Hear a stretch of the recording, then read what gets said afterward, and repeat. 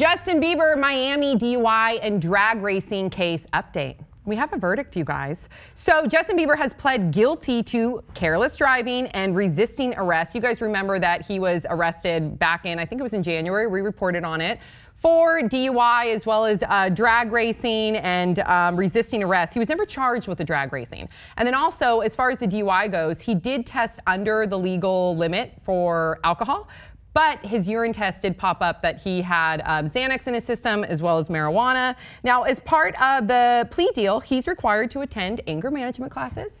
He has to pay a $500 fine and a $50,000 donation to a charity. And then just really quickly, I think it should be noted that this is his second plea deal this year, because earlier, remember the egging incident? He took a plea deal with that as well, and he received community service. Thoughts? 5 words or less. What a drag. I'm Justin, and I have rage issues. Yeah, he does. This fine's fine with me. Let's make the world better. That's Justin Bieber's Twitter profile bio. Yes. And I think he's trying to make the world better right now. Drag racing makes the world a little bit better. Every time you start up the ignition and peel around a corner endangering hundreds of people. Right. It makes the world just a little better. Absolutely. To be fair though, James Dean did it and he was sexy. Well, we all know what happened to James Dean, so it sounds like he's on a great track. A young, handsome superstar drag racing. I don't see how this doesn't end well.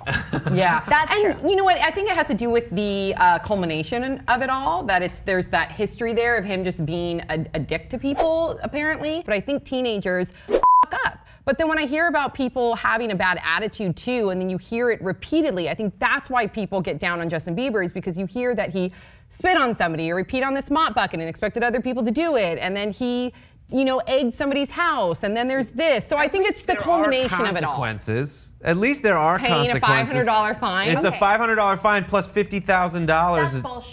That's bullshit. Yes, having to pay $50,000 to charity for something like that.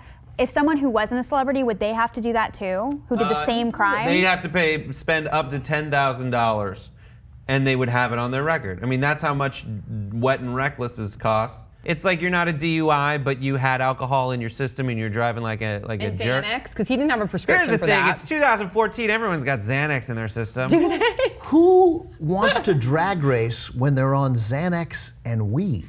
That's the thing. I It's the slowest drag race. Yeah, I'm just going to drag race here. I'll be there in about 11 minutes. Yeah. Oh my gosh. That's really funny. I like the idea that the judge said, okay, paying a $10,000 fine is nothing to him, and it's not really...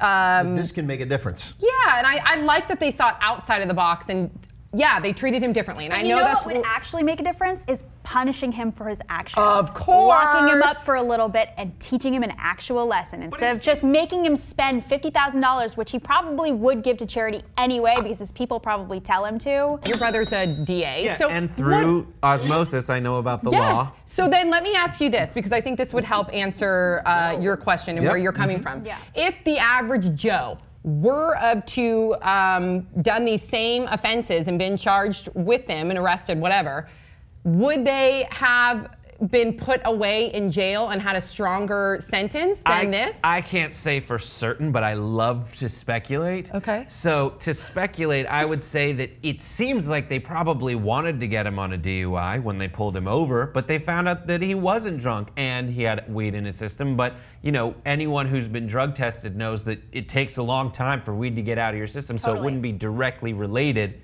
And then a lot of people don't want to prosecute weed anymore. Yeah, which I agree with. I'm not a lawyer, but I watch a lot of cop shows on television. So, right, I don't think anybody who can afford a lawyer goes to jail for this. I also like the idea that maybe when he was taking that drug test, he just walked right over to a mop bucket.